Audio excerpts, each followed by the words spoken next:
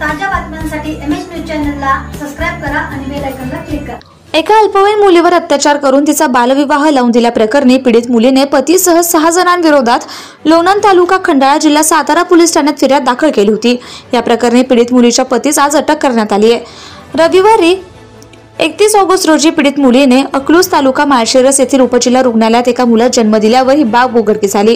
याबाबत पोलिसांनी दिलेली माहिती अशी, अकलूज येथील परिसरात रहिवासी असलेल्या आणि मोलमजुरी करून उदरनिर्वाह करत असलेल्या एका अल्पवयीन मुलीवर मयूर दत्तात्रय आवटे राहणार सुंदरनगर लोणंद तालुका खंडाळा जिल्हा सातारा याने तिच्यावर वारंवार अत्याचार केले। पीडित मुलगी अल्पवयीन असल्याची माहिती असूनही घरातील लोकांनी तिचा मयूर आवटे यांच्याशी बालविवाह लावून दिला।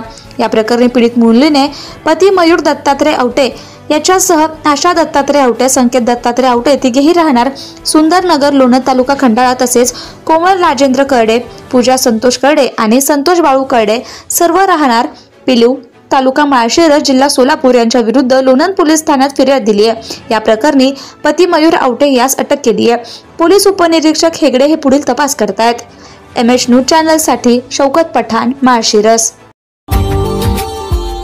Subscribe now and press the bell icon. Never miss an update.